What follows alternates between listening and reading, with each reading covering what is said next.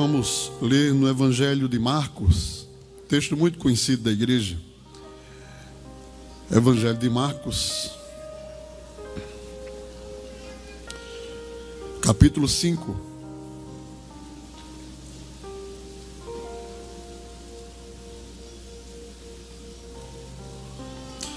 Vamos ler a partir do versículo 21.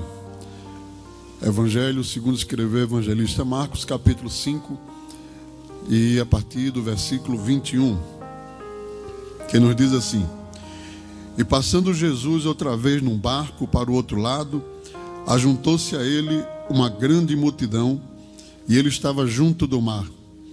E eis que chegou um dos principais da sinagoga, por nome Jairo, e vendo-o, prostou-se aos seus pés e rogava-lhe muito, dizendo: Minha filha está moribunda, rogo-te que venhas, lhe imponhas as mãos para que sare e viva.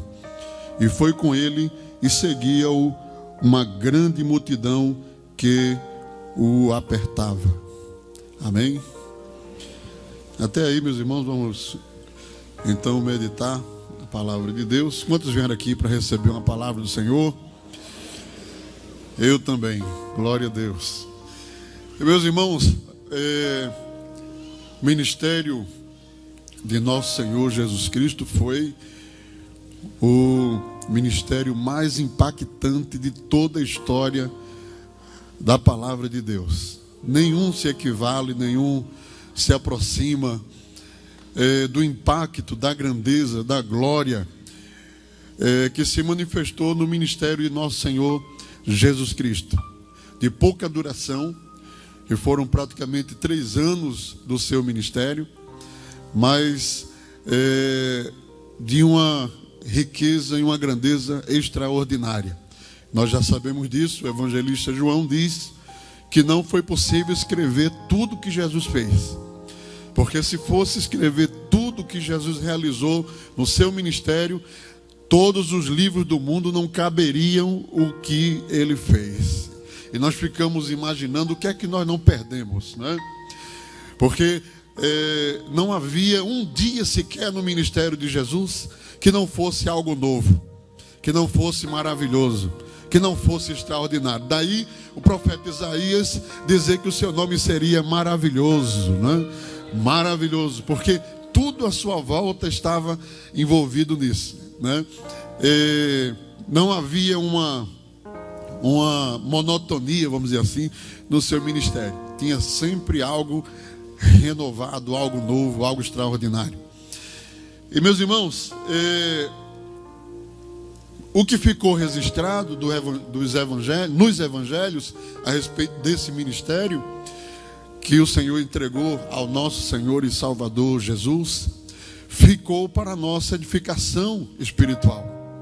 Além de serem fatos reais, né, nós temos a narrativa literal, são fatos que aconteceram. Não é uma parábola, quando Jesus contava uma ilustração, mas são fatos que aconteceram, foram reais. Tem o nome de pessoas, onde elas moraram, e até a arqueologia moderna já inclusive identificou, né, casa, residência, referências, e dando prova da veracidade do texto bíblico. Mas o que ficou registrado nas Escrituras ficou para a nossa edificação. E aqui nesse texto que nós tomamos nesta noite, nós temos um desses momentos, né? Normalmente na nossa Bíblia um epígrafe, né, que aparece em cima do início do texto, sempre geralmente com o título A Filha de Jairo, né? E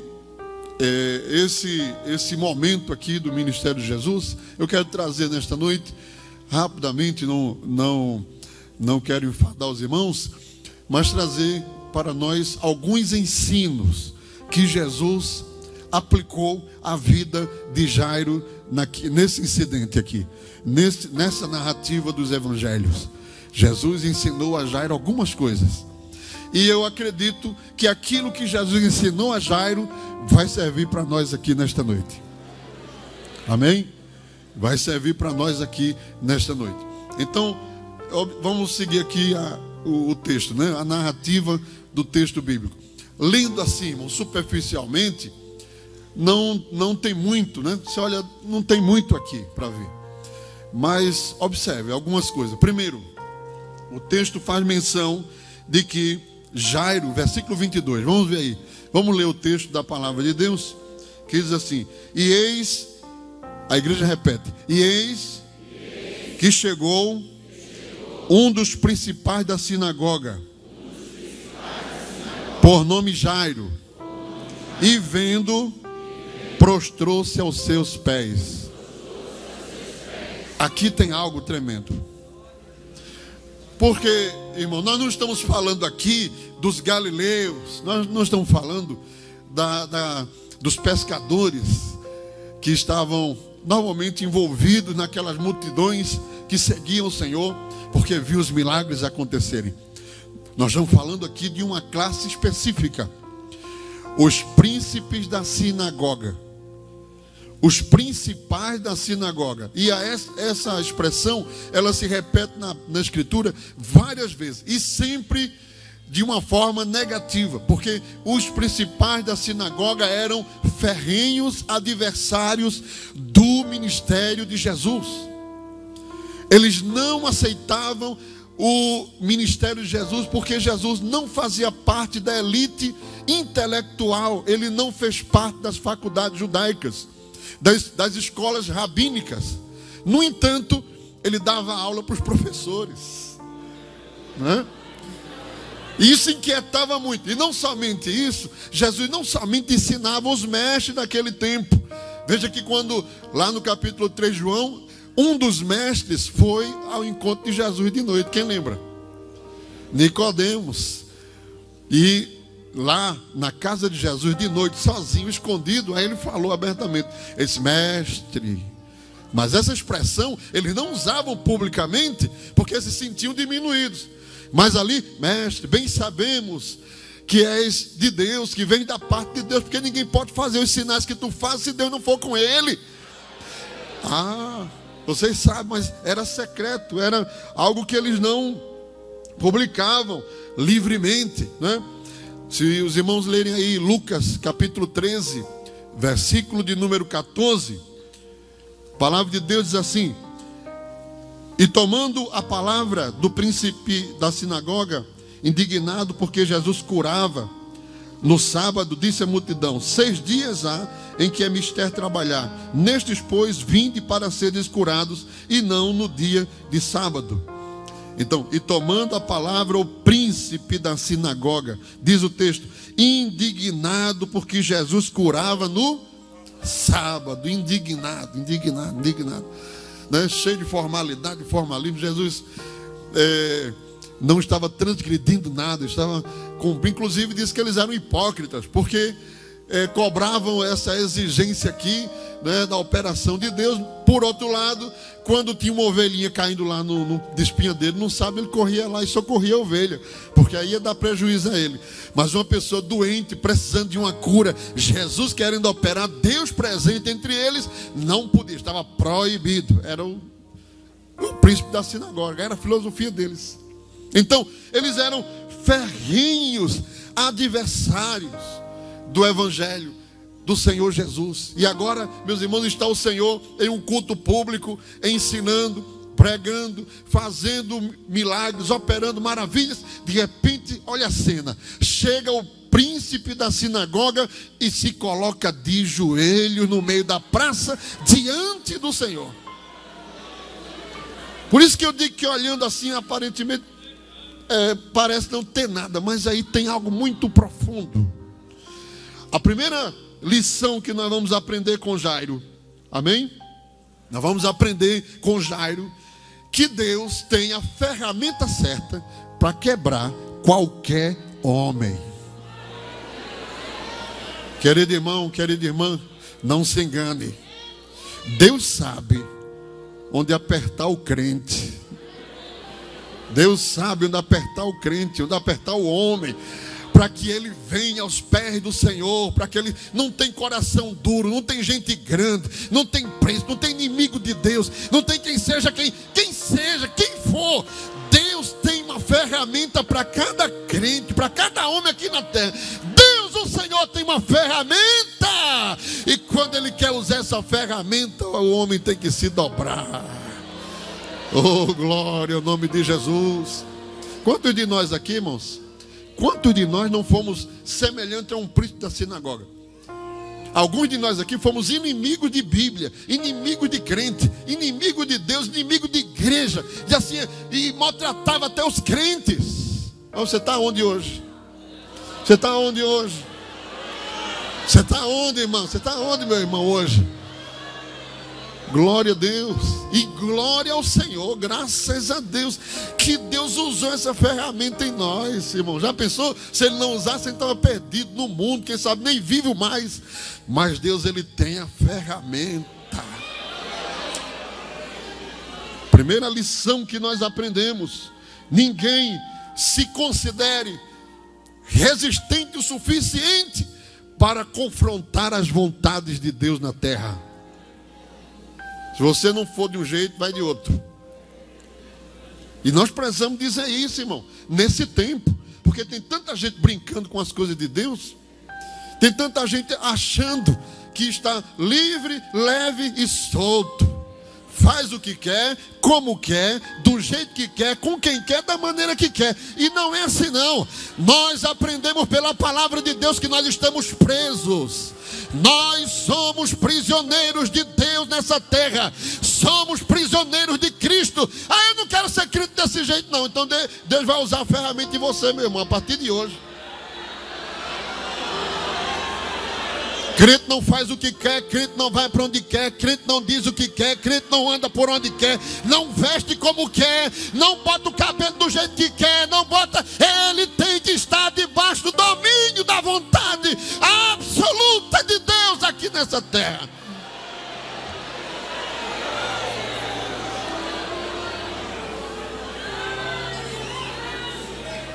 Oh, aleluia. Aleluia. E cuidado para você não levantar sua voz, seu pensamento, suas murmurações, dizendo, que nada.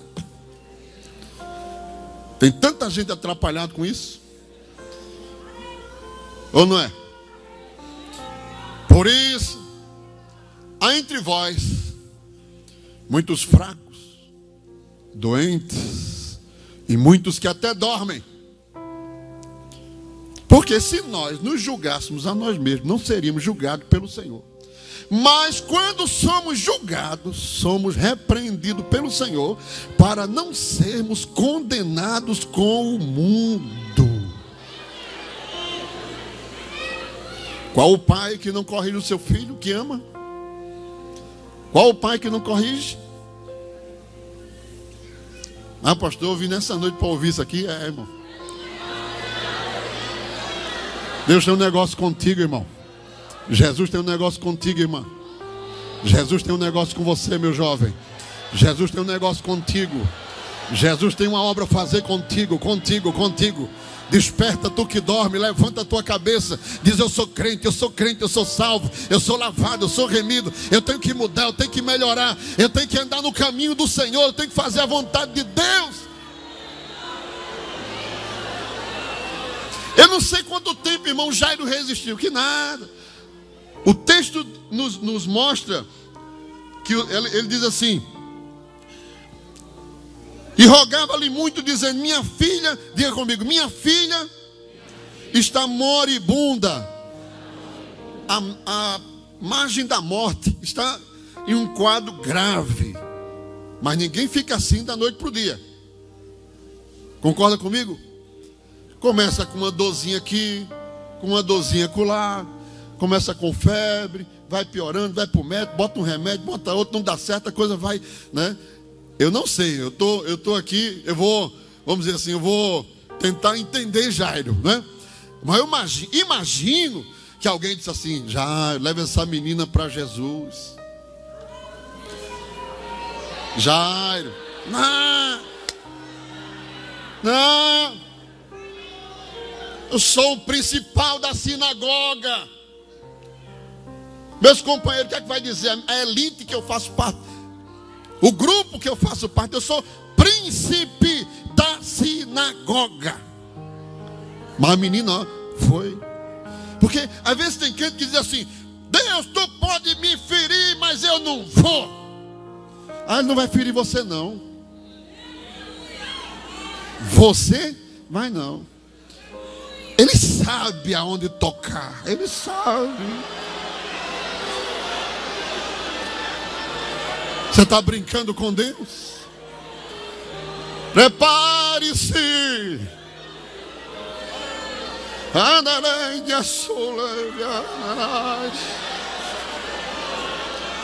Preparem-se neste tempo, porque Deus vai começar a puxar a corda de muito crente.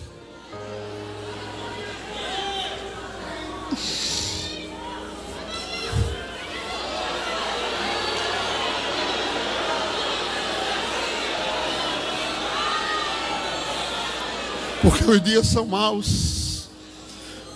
E se Jesus não fizer isso, vai perder muito crente. Vai perder para prostituição, vai perder para o adultério, vai perder para tanta coisa, para imundície, para internet, vai perder para... Aí Deus vai começar a puxar a corda.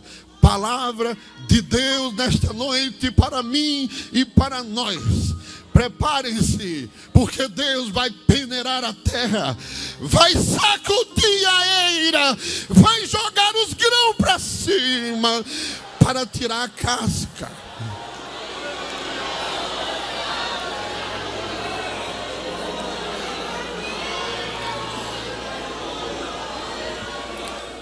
Irmão, quando você vê um filho seu à beira da morte, você é capaz de tirar o que você tem, para pedaço do coração, pedaço do rim, para você dar saúde àquela criança, àquela pessoa. É seu filho. Jesus sabe exatamente aonde apertar para essa cena aqui acontecer, irmão. Tem um trabalhar oculto de Deus, né? Jó diz assim: ele me quebranta com uma tempestade. Olha, irmão, ele me quebranta com uma tempestade. Deus tem ferramenta. Deus tem tempestade, Deus tem terremoto, Deus tem fogo, Deus tem tudo, Ele tem toda a ferramenta. Lá vem Jairo, desescapou, não queria saber de sinagoga, de príncipe da sinagoga, de galardão que ele tinha, de título que ele tinha. Ele queria saber que a filha dele estava à beira da morte e que ele já tinha escutado, visto ou sabido de que Jesus pode curar a minha filha. E eu não quero nem saber o que é que vão dizer amanhã de mim, quando acordar, o que vão dizer lá na sinagoga. Eu quero a minha filha de volta. Ele correu lá no culto, se ajoelhou no meio da multidão, no meio de todo mundo, e todo mundo ficou pasmo. Que é isso aqui? O que é que está acontecendo aqui? Está acontecendo que Deus tem a ferramenta certa para todo homem.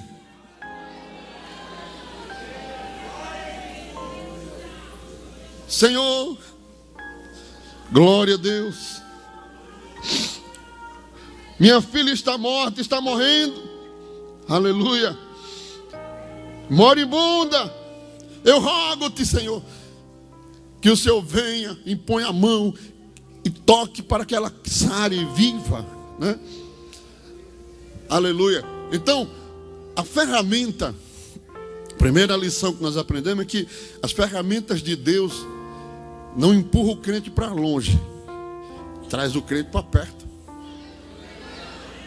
não é? Ah, irmão, eu estou numa prova, vou me desviar. Então não é prova, é tentação. Porque prova de Deus traz o crente para a oração, traz o crente para o jejum, traz o crente para a comunhão, traz o crente para perto de Jesus. Vai empurrar ele para perto de Deus. Mesmo que seja dolorido, mesmo que seja sofrido, mesmo que seja isso, seja aquilo, mas vai trazer sempre ele para perto de Jesus. Essa semana eu conversei com uma irmã que ela passou um processo muito difícil. Estava com a minha esposa e ela dizendo a minha esposa, eu ouvindo. Ela disse: ah, irmã, olha, isso aqui foi porque eu estava precisando. Ah, foi, irmão? Foi. Estava precisando. Deus, Jesus ajustou os parafusos. Amém? Se prepara, a palavra de Deus está falando aqui, vai se cumprir aí, se cumprir aqui, se cumprir em nós. A primeira lição é essa. Quem entendeu até aqui, diga amém. Amém. Mas então o texto continua, irmãos. O versículo 23 vai dizer: e rogava-lhe muito, dizendo: minha filha está moribunda, rogo-te que venhas, lhe imponhas as mãos para que sare e viva. Jairo, não tenho dúvida de que Jairo acompanhava Jesus de longe. De longe, aquele tipo de pessoa que o culto está acontecendo na praça, ele fica dando volta na rua, passa uma vez, passa duas, passa três. Não vai para o culto, mas ele fica de longe olhando, né? Às vezes fica na janela, pela fresta da janela assim, olhando. Aí já sabe os hinos que canta, já sabe quem começa, quem termina, quem toca, quem não toca, quem prega. Já conhece de... E às vezes ele fica perguntando, né, se essa pessoa já foi crente? Não, não é, porque ele fica observando, ele já sabe que Deus está chamando ele. Ele pode dizer qualquer coisa contra a igreja, contra os servos de Deus, mas lá no fundo ele sabe que está sendo chamado. E o que acontece aqui é que Jairo parece que ele já estava acostumado a ver Jesus trabalhando. Que ele disse assim: eu te rogo que venha, impõe a mão. Aí ele deve ter visto Jesus fazer isso muitas vezes, não é não? Impõe a mão para que ela sare e viva. Mas ela aí precisava aprender uma segunda coisa, e é o que nós vamos aprender também com Jairo. Jairo precisava aprender que ninguém ensina Deus a trabalhar. Diga amém? Olha, eu vou curar tua filha, eu vou fazer um milagre, mas não vai ser do teu jeito não. Vai ser do meu jeito. Observe que Jesus não fez nada do que Jairo pediu. Venha, Senhor, venha. Tá bom, eu vou. Mas antes de ir, vai seguindo aqui. Vou fazer um outro trabalho primeiro. Mas ela está moribunda, irmão. Está doente, está no final. Eu sei. Mas para Deus tem alguma coisa impossível? Hein? Você já viu Jesus preocupado com alguma coisa? Nervoso com alguma coisa? Para Deus tem pressa? Deus tem pressa de alguma coisa? Não, Deus sabe trabalhar. Não quero ensinar Deus a trabalhar, não. Deixe Deus trabalhar. Deus sabe o que está fazendo, sabe o que está realizando. Ele sabe como trabalhar. Aleluia. Então, irmãos, nós vamos ver que Jesus primeiro curou aquela mulher que tinha um fluxo de sangue, que se aproximou dele, tocou na orla do vestido. Os irmãos já conhecem a narrativa bíblica. Tocou na orla do vestido. E o milagre que aconteceu com a filha de Jairo, inclusive Jairo querendo ensinar Jesus, mas inclusive foi uma forma única que Deus usou. Não se repete na Bíblia, em nenhuma outra parte. Olha, se Jesus fosse ouvir Jairo ia perder uma exclusividade na operação de Deus dentro da casa dele. Porque em nenhum outro momento Jesus operou com outras pessoas como fez com a filha de Jairo. Quando o texto diz que ele foi lá na casa de Jairo e chamou a menina, né? Talita, come. Não tem isso na Bíblia em outra parte, só na casa de Jairo. Então, primeiro, Deus tem ferramenta para atrair qualquer homem, pode ser quem for, pode ser duro como for. Segundo, Deus ensina ao crente, a nós, de que ele trabalha da maneira que ele quer, da maneira que ele acha que tem que ser. Porque, irmãos, nós estamos vivendo um tempo de muita distorção teológica. E essas distorções teológicas, irmão, estão afluindo assim, sutilmente, às vezes no hino, né? Até por livros publicados, que às vezes a pessoa vai lá e lê, né? Hoje com a internet, muita gente vai em outras fontes, em outros pregadores, em outros ensinadores, ensinando coisas aberrantes por aí, né? E eu já chamo aqui a atenção dos irmãos para ter cuidado, né? Para ter cuidado, que às vezes vem assim, vestido de de uma roupagem assim intelectual, de uma roupagem que parece até ser realmente bíblica, e é uma distorção das verdades da palavra de Deus, né? Nós observamos hoje, por exemplo, vou dar como exemplo, né? Algumas pessoas que querem ilustrar intimidade com Deus com libertinagem. E quantos jovens, quantos irmãos não vai atrás dessas coisas, né?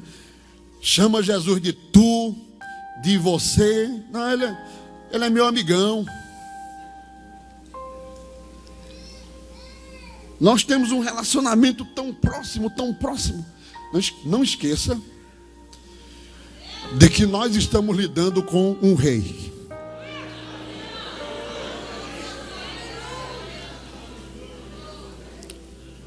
O título mais honorável e mais maravilhoso que você pode tratar Jesus é majestade.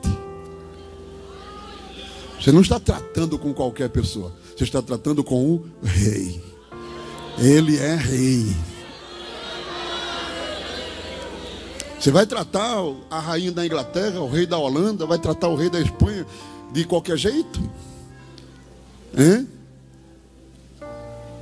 Abraão conversava com Deus de uma intimidade tão grande, mas tinha uma hora que ele disse assim: Senhor, tem misericórdia do teu servo, deixa eu perguntar mais uma vez. Não te ires contra mim, né?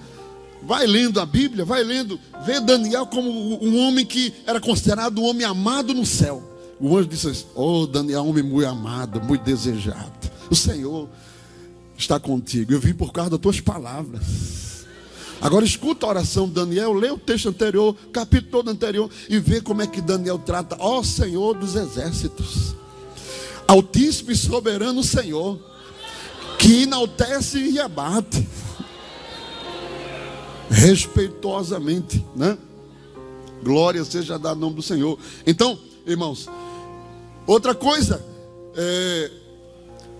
você vê em vários carros por aí, a pessoa escreve assim: o homem sonha e Deus realiza. Está certo? O homem sonha e Deus realiza, como se Deus fosse o anjo da lâmpada, não, o gênio da lâmpada, que concede os desejos, porque Deus está submisso à nossa vontade. Isso é uma distorção teológica. Deus não responde toda oração, não faz tudo o que eu quero, não é todo sonho que Deus vai cumprir, porque às vezes não é Ele que está dando, não é? Muitas vezes, para nós termos uma resposta de Deus, requer tempo. E é uma coisa que nessa geração ninguém quer gastar tempo para esperar uma resposta de ninguém.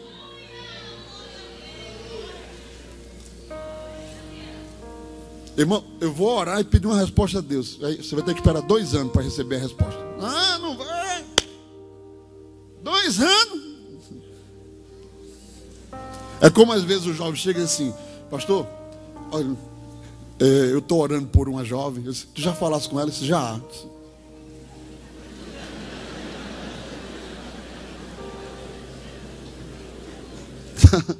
Está orando, tem que ser ela lá, ele cai calado, ninguém sabe nada, vamos orar.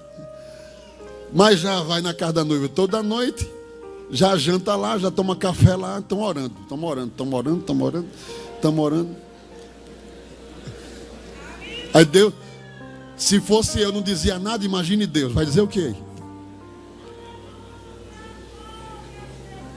Eclesiastes 8:3 diz assim: não te apresse a sair da presença dele. Mas tem tanto crente, irmão, apressado, ora pouco.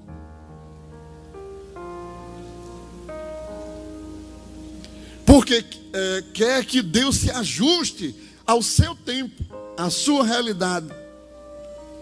Deus está sempre, eu estou sempre ocupado, e Deus está sempre disponível. Já perceberam isso? Ah, irmão, não tenho tempo não para estar orando assim, não tenho tempo. Ah, tá bom. Mas quer receber. mas quer ter bênção, mas quer ver Deus operar na vida dele. Louvado seja o nome do Senhor. Então, a segunda lição que nós aprendemos, irmãos, é que Deus trabalha da forma que Ele quer. Deus tem uma forma toda especial. Quantas coisas alguém não diz assim: olha, eu estou na direção de Deus, Deus me disse assim, me mostrou em sonho, me mostrou em profecia, e é tanta fonte para a direção de Deus, e às vezes nenhuma direção na palavra.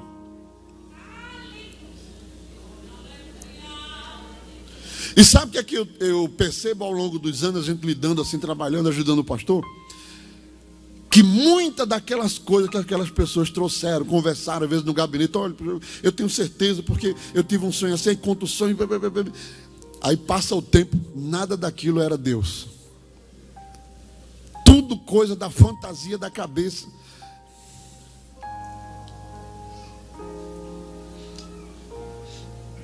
Então, uma das grandes lutas, irmãos, do crente deve ser descobrir qual é a vontade de Deus na sua vida.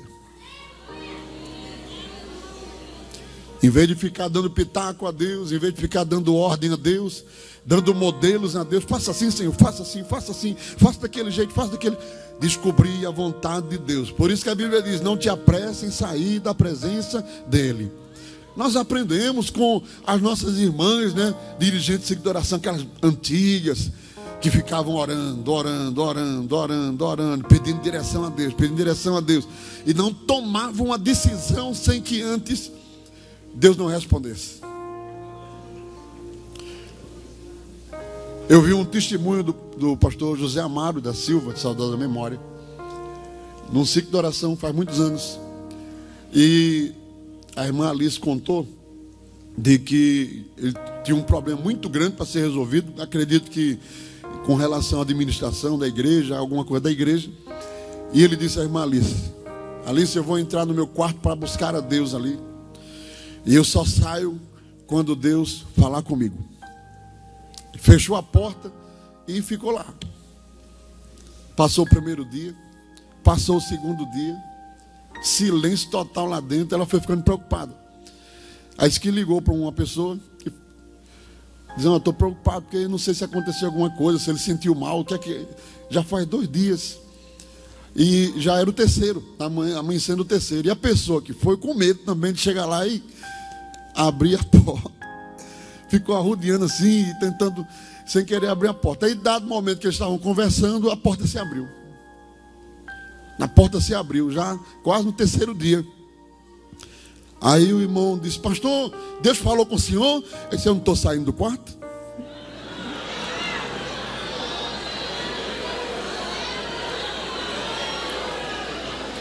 Deus tem uma direção para nós nesse tempo também, meu querido irmão, minha querida irmã. O Senhor tem uma direção para nós. Mas o mais importante é discernir, irmão, porque tem tanta gente dizendo: Deus me disse, ó, e não tem nada a ver com Deus, não foi Deus. O Senhor está no céu, diz: não fui eu, não. Glória a Deus, aleluia. 1 Samuel 22:3, no auge da crise que Davi enfrentou na sua caminhada, diz assim: e foi-se Davi dali a Mispa dos Moabitas, e disse ao rei dos Moabitas: deixa estar meu pai e minha mãe convosco. Repita comigo: até que saiba o que Deus há de fazer de mim. 1 Samuel 22:3, né? Jó, também no auge da sua crise, ele diz no capítulo 10 de Jó, versículo de número 2: direi a Deus: não me condenes, faze-me saber porque contendes comigo. Olha, a busca desses homens, o que era? Agora, buscar e ficar no lugar, buscar e esperar. Aleluia. Isaías 45, versículo 9, diz assim: ai daquele que contende com o seu Criador, caco entre outros cacos de barro. Porventura dirá o barro ao que o formou: que fazes? Ou a tua obra não tens mãos? Isaías 45 e 9. Então, meus irmãos, Que o Senhor nos ajude, que nós não tomemos partido de querer dirigir, dominar, controlar, pensar, né, que não é possível, mas pensar que nós temos condição de controlar as diretrizes de Deus sobre a nossa vida. Jairo, talvez por sua função de liderança, por sua função importante na dianteira do povo, veio com essa mente, né? Veio com essa ideia, né?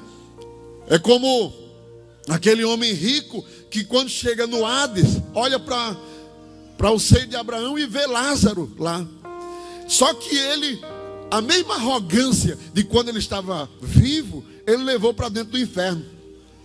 Porque ele dizia assim: pai Abraão, ele não se dirigiu a Lázaro, porque para ele Lázaro era o mesmo mendigo da porta, indigno de receber uma palavra dele. Ele dirigiu-se à liderança maior, Abraão. Pai Abraão, manda que Lázaro, como se Lázaro fosse empregado dele, no inferno, irmão. E o homem ainda estava com essa arrogância.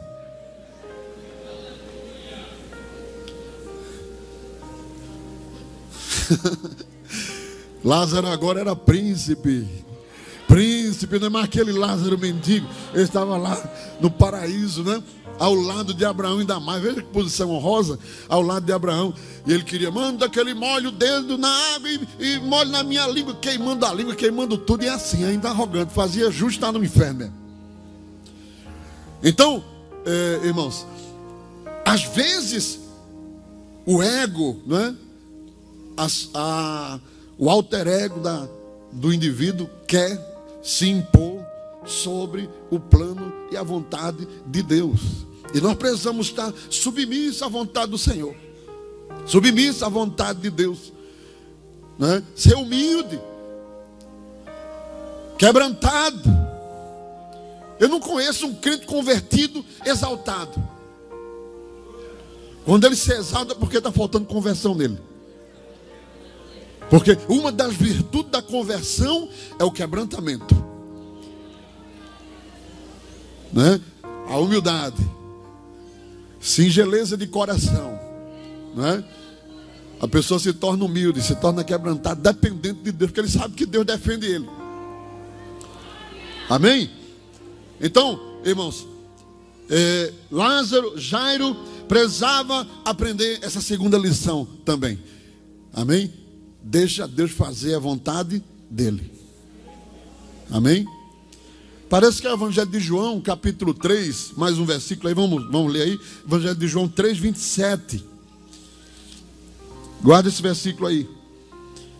João respondeu e disse: o homem não pode receber coisa alguma se lhe não for dada do céu. O homem não pode receber coisa alguma se lhe não for dada do céu. Louvado seja o nome do Senhor para sempre. Terceira lição, para a gente já estar concluindo. Terceira lição que Jairo aprende. Jesus ensina a Jairo naquele tempo, né? Quando eles foram de caminho à casa de Jairo, no caminho a mulher do fluxo de sangue também recebeu a sua bênção, né?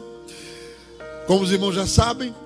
E justamente nesse momento, quando Jesus se desprende desse milagre de ter beneficiado a mulher do fluxo de sangue, o texto nos diz no versículo 35 do capítulo 5 de Marcos, nos diz assim: estando ele ainda falando, chegaram alguns do principal da sinagoga, a quem disseram: a tua filha está morta, para que enfadas mais o mestre? Terceira lição que Jesus ensina já, porque no versículo seguinte diz assim: e Jesus, vamos repetir essa parte comigo agora, tendo ouvido essas palavras, Jesus está atento, ó. Uma multidão, mas ele estava com o ouvido aqui, ó, monitorando lá, Jairo. E aqueles mensageiros chegaram para dizer a Jairo: esquece o mestre, tua filha já está morta, né? A terceira lição que nós aprendemos é: nunca ouça mensageiros da desesperança. Você está servindo a Deus, você está caminhando com Jesus, você está fazendo a vontade de Deus. Tem que aprender que vão aparecer mensageiros de desesperança. Na vida cristã, na caminhada cristã, qual crente que já não recebeu um ataque assim para desestabilizar ele? No começo da sua fé, na sua caminhada, em algum momento. E isso, irmãos, faz parte da nossa caminhada também, faz parte da nossa vivência também. E inclusive, às vezes, aquela pessoa que foi usada com aquela palavra mais dura ou errada, inclusive, contra nós devemos não prestar atenção à palavra e não devemos ficar com raiva de quem disse.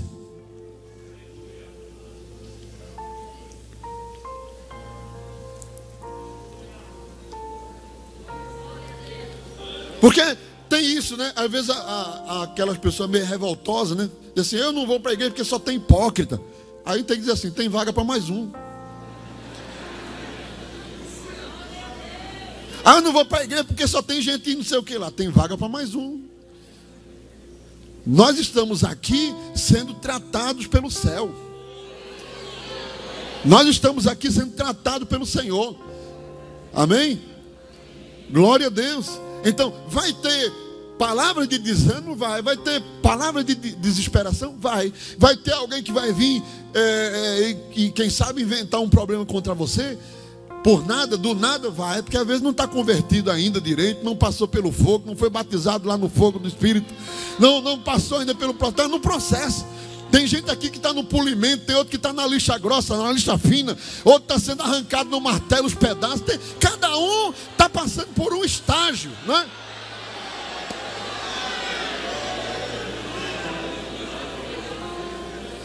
E o interessante é que quando os mensageiros da desesperança terminam de dar a mensagem, Jesus estava ouvindo, diz o texto aqui. Jesus estava ouvindo.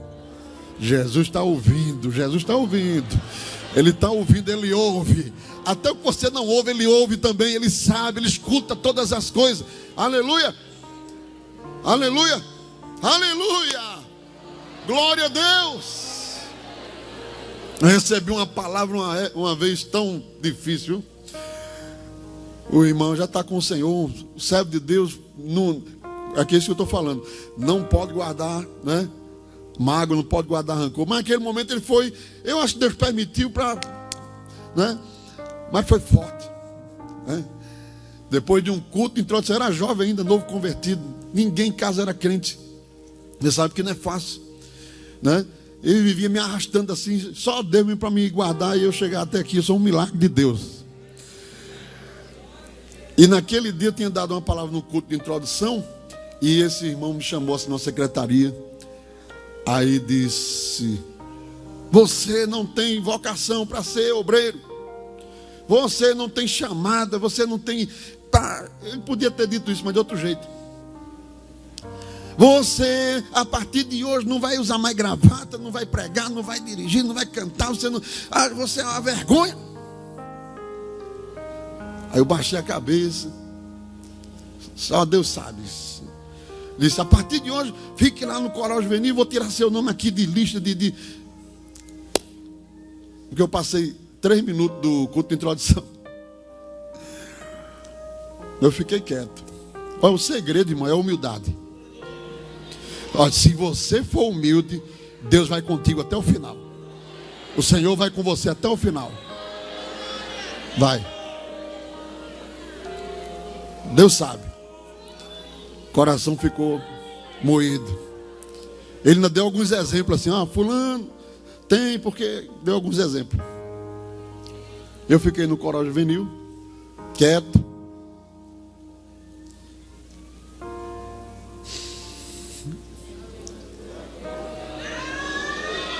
Dia de domingo, estou quietinho lá, dia de domingo. Estou contando história de carochinha não, viu? Contando coisa que aconteceu. Deus é Deus ainda. Eu estou sentadinho lá no colégio, vem lá atrás. O irmão foi dirigir um culto, servo de Deus. Ainda hoje eu conheço ele. Ele não sabe, não lembra disso, talvez nem mais.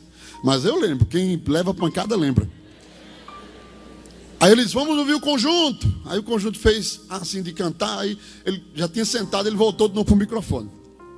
Aí disse: conjunto, espera um pouquinho aí. Aí virou assim para o lado do coral juvenil e disse: esse moço que está aí atrás. Aí eu olhei assim para trás. Não, é você mesmo que olhou para trás.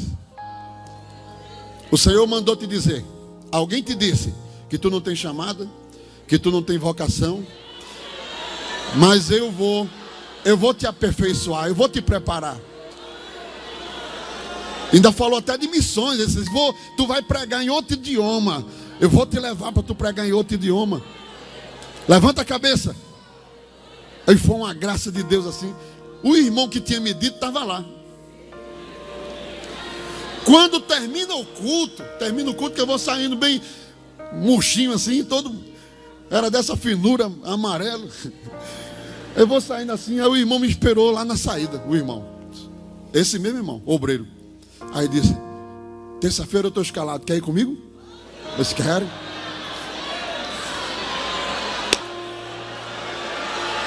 Levanta a tua cabeça nesta noite.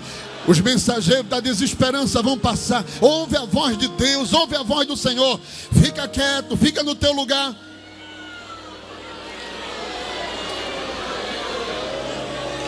Se ao longo da nossa caminhada a gente fosse ouvir só os mensageiros da esperança, nenhum de nós estava aqui mais. A sorte é que Jesus está ouvindo também. Ele está ouvindo e tem sempre uma palavra de Deus para nós. Tem sempre uma palavra de ânimo para nós. Levanta a tua cabeça nesta noite. Dê uma palavra de alegria ao seu irmão que está do seu lado aí. Ele recebeu uma palavra de desânimo, mas você vai dizer agora aí: meu irmão, minha irmã, levante a cabeça, porque Deus está contigo. O Senhor vai te ajudar e tu vai chegar no final.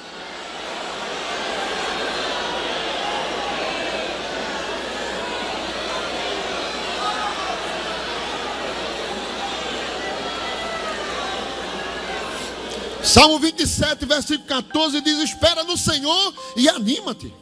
Anima-te, anima-te. Te anima nesta noite, crente. Te anima, Jairo, te anima. Levanta a cabeça, levanta a cabeça. Nada está perdido, nada está perdido. Te anima. Deus está no controle. Jesus está ouvindo e está vendo tudo. Aleluia. Aleluia. Para terminar, quarta lição que nós aprendemos, né? Quarta, né? Lição que nós não, terceira. Terceira lição que nós aprendemos com Jairo. Jesus ensinando a Jairo, né? Aleluia. Aleluia. Quem está sentindo a presença de Deus aqui? Está sentindo? Oh, aleluia.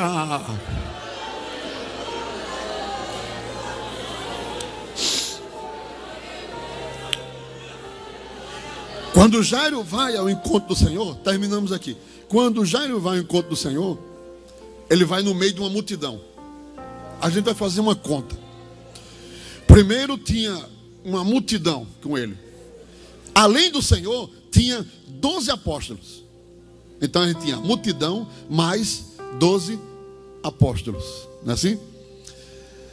E aí, o que é que a Bíblia diz? A gente vai lendo aqui o texto, irmão, da palavra de Deus. A partir do versículo 40 do Evangelho de Marcos, o texto diz, e 37, versículo 37, diz assim, repita comigo: e não permitiu que alguém o seguisse, a não ser Pedro, Tiago e João. Tinha a multidão e tinha 12 apóstolos. Quando os mensageiros chegaram, que deram essa palavra para Jairo, Jesus disse: não tema, Jairo, crê somente, né? Não tema, crê somente. A partir dali, Jesus mandou todo mundo embora. Você sabe que Deus vai fazer isso? Às vezes a gente começa com uma multidão abraçando. Daqui a pouco vai sumindo, vai sumindo, vai sumindo, vai sumindo, vai sumindo, você vai ficando sozinho. Aí agora só tinha Jairo, Jesus e 3 apóstolos.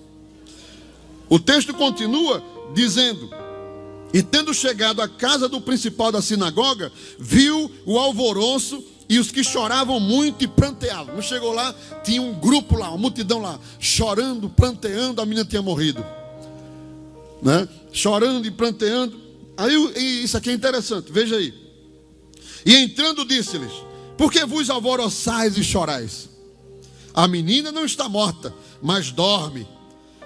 Aí o versículo 40 diz, diga comigo, e riam-se dele. Não, espera um pouquinho. Estava chorando agora mesmo. Estava chorando agora mesmo, não foi?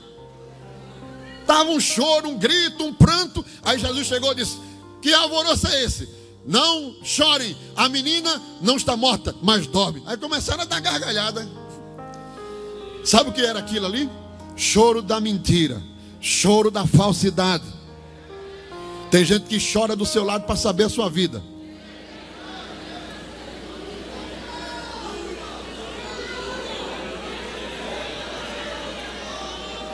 E o crente tem que ter. Veja como Jesus ele vai encurtando assim, diminuindo o grupo. Porque Deus vai fazer uma coisa muito grande na sua vida. Mas não é todo mundo que vai ver, não. Não é todo mundo que pode saber, não. Não é todo mundo que pode presenciar, não. Não é todo mundo que vai poder ver o que Deus vai fazer, não. Você vai receber, mas Deus vai fazer com um resumido número. Porque tem bênção, irmão, que o crente não pode estar contando. Eu já disse aqui outra vez. Aí vem a pessoa, Deus fala com ele. Porque eu não posso ser contrário a entender que Deus também fala com o crente por sonho, porque está na Bíblia. Mas eu digo o seguinte: não é todo sonho que é Deus falando. E na maioria das vezes você só sabe que Deus falou com você por sonho quando se cumpre. Então até que se cumpra é sonho. Aí tem gente que acorda e diz: Deus falou comigo. Aí conta para a vizinha, conta para não sei quem, liga para um, liga para outro, liga para outro, sai ligando. É tanto do sonho, é tanto da visão. Alguém chega e dá uma mensagem profética, né? Que a Bíblia diz assim, que nós precisamos provar. Não é escandalizar, mas provar pela palavra. Quem profetiza está sujeito a julgamento. Amém? A pessoa profetizou, tá bom. Prateleira da espera. Não, irmão, não é qualquer coisinha que você vai ficar. Porque Jesus é sábio, Ele é maravilhoso, Ele não deixa a gente confundido. Prateleira da espera. Olha, irmão, eu tenho mensagem de profecia que me deram na prateleira da espera, faz uns 200 anos. Eu tenho menos de 60. Por quê? Você deixa na prateleira da espera. E se Deus falar com você de novo, com outra pessoa, em outro lugar, de outra maneira, você tira da prateleira da espera e bota na prateleira da confirmação. Pá.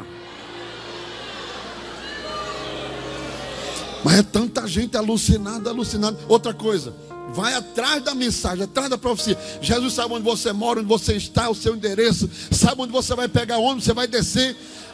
Um dos maiores erros do crente é sair por aí vagando, porque o mundo espiritual existe. E você sabe se o diabo não viu que você disse que ouviu uma mensagem e foi na frente? Por isso que o crente tem que ter segredo. A Bíblia diz que Maria confirmava no coração. E o diabo não entra em pensamento de crente se ele for salvo e o Espírito Santo morar nele. Satanás não sabe, não pode ler pensamento, porque ele não é onisciente. Só Deus é quem lê o coração do homem, quem prescuta o coração do homem. Ele esquadrinha e prova os corações, diz a Bíblia. Você tem que ter segredo.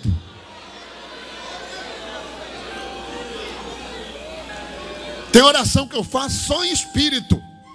Nem minha esposa sabe. Ninguém sabe. Em espírito, segredo no coração, guardado a 7 chaves. O diabo fica doido com o crente que tem segredo com Deus. Aleluia! Aleluia! Aleluia! Então, irmãos, o grupo foi resumindo. Os que estavam chorando começaram a rir e a mangar do Senhor. Aí Jesus disse: manda tudo embora. Manda embora. É aquilo que eu falei no começo. Sem respeito. Trata Jesus como se fosse qualquer coisa. Cuidado para não perder a língua. Ele é rei, ele é Senhor. Majestade soberana, né? Tem um hino que diz: majestade soberana, altíssimo e glorioso Deus, o Rei da glória, o Senhor dos exércitos. Aleluia. E o texto diz, ó, já terminando: e tomando a mão, versículo 40, e riam-se dele, porque ele, tendo-os feito sair, tomou consigo o pai, a mãe, 2. Os que com ele estavam eram 3, 5. E ele, só 6 pessoas daquela grande multidão viram um milagre único na Escritura. Oh, glória a Deus. Crente tem que ter segredo ou não tem com Deus? Tem que ter prudência ou não tem com Deus? Ah, irmão, Deus me disse assim, Deus me disse para dizer a você. Acabei de falar com ele faz poucos minutos. Porque Deus fala aqui com o crente. Não é só comigo não. Fala com o crente aqui, ó. E às vezes tem gente que se acha como se fosse o porta-voz de Deus na tua vida. O porta-voz de Deus na sua vida. Escute, geralmente quando Deus fala com a gente assim é só para confirmar o que Ele já disse. Então não se iluda, não fique... Irmão, Deus me mandou o teu encontro agora. Aí a pessoa... Não, irmão. Deus me mandou o teu encontro. Você fecha a cara. E foi, irmão? Foi o que Ele mandou dizer. Aí a pessoa diz: rapaz, tu é incrédulo, né? Tu não crê não, né? Já diz logo assim. Mas não é. É porque o crente tem que ter segredo com Deus. Não vai me enganar não. Olha o dedinho. Não vai enganar você não. Você tem compromisso com Deus. Você sabe. Olha quanta gente estava chorando ali. Jesus mandou tudo embora. Silêncio. Calado. Remoendo só dentro do coração. E esperando, sem dar nenhuma bandeira. Você começar muito churumingando, tem gente que vai ficar olhando e já faz a leitura. É mais psicólogo do que profeta.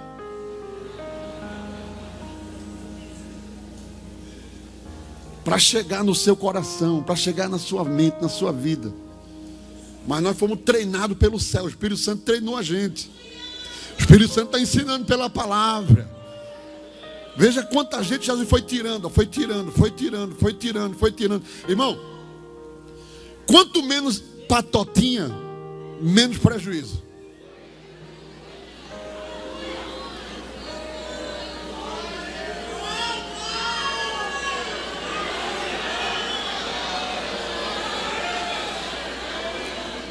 Entenderam o que eu estou dizendo? Quanto menos patotinho, aquele grupo que só vive o tempo que está ali, que sai mensagem, sai profecia, sai mentira, sai engano, sai enrolado. Não, quanto menos você, Deus, e uns pingadinhos aí, que você sabe que são pessoas que Deus tem colocado na sua vida para lhe ajudar. Aí tá bom demais e vai caminhando, ó, sem muito alarde, sem muito floreio, sem muita coisa. Olha, vem para cá, vamos para cá, que aqui o negócio tá, o céu está descendo. O céu desce onde Ele quiser descer. O céu desce onde Ele quiser descer.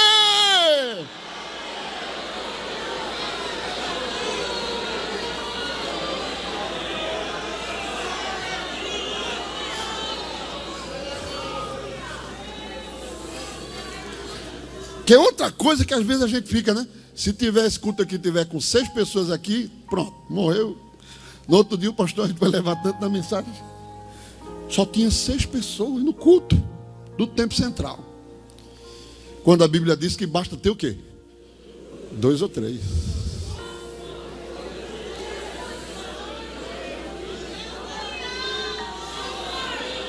Dois ou 3. Você sabe que para chegar hoje, a Assembleia de Deus ser o que ela é, em Pernambuco, começou com pouquinha gente. Começou com meia dúzia de gente. Não é assim? Hoje Deus abençoou. Graças a Deus a igreja cresceu, floresceu, né? Mas o segredo, irmão, não se iluda com isso. O segredo de Deus na vida do crente é, muitas vezes, Deus investe muito mais em qualidade do que em quantidade. Não é quantos amigos você tem, é a qualidade dos amigos que você tem que vai fazer a diferença. Não é o número de seguidores no Instagram. Eu tenho 50, 60, 30, 80, 90 mil seguidores. Isso não é nada.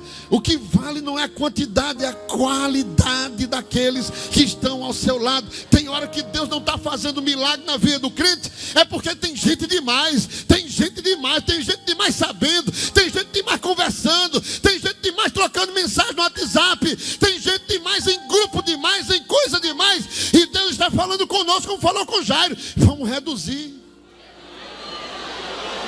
Vamos reduzir os grupos, vamos reduzir as conversas, vamos reduzir, para que não está resolvendo nada esse fala-fala.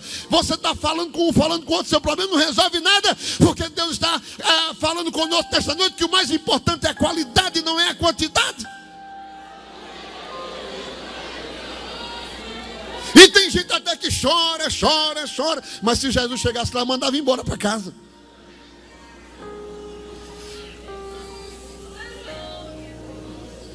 Tem gente que ouve tanta coisa, daqui a pouco ele não sabe mais o que está fazendo. Ou não é? Ele não sabe mais o que está fazendo, ele está tão desnorteado que o milagre não vai acontecer dentro da casa dele. Mas se lembre que Jesus está indo à casa de Jairo para fazer um grande milagre. Ele quer chegar na casa de Jairo e fazer um grande milagre. Quantos creem que Jesus está indo em direção da sua casa? Ensinando a Jairo, mas o propósito central é fazer o milagre acontecer lá naquele dia. Aquela menina não vai sair daquele quarto para dentro de um caixão e para o cemitério, não. Ela vai sair para a mesa de jantar para comer. Jesus disse: está comida ela.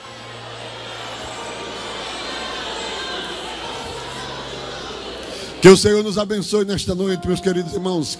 Que o Senhor nos ajude, que nós possamos aprender do Senhor, aprender aquilo que o Senhor quer nos ensinar para aperfeiçoar a nossa vida, a gente crescer na fé, crescer na graça, crescer na intimidade. Que tem que ser fervoroso mesmo, sim, tem que ter fervor do Espírito, é porque nós somos uma igreja mãe do Pentecostes. Nós somos fervorosos, mas nós precisamos ser sábios, nós precisamos ser prudentes, nós não podemos ser menino, como disse Paulo, nós não podemos ser ameninados, nós precisamos ser crentes, fortalecidos pelo fogo do Espírito Santo, alegre no Senhor, servir a Deus com alegria, porque nós estamos vendo também nesses últimos dias muito crente caindo em depressão, caindo em tristeza espiritual, cabeça baixa, sem força para fazer mais nada. E não é o tempo para isso, é tempo de se animar. Eu pergunto: Jairo ficou feliz ou ficou triste com a menina ressuscitada dentro da sua casa?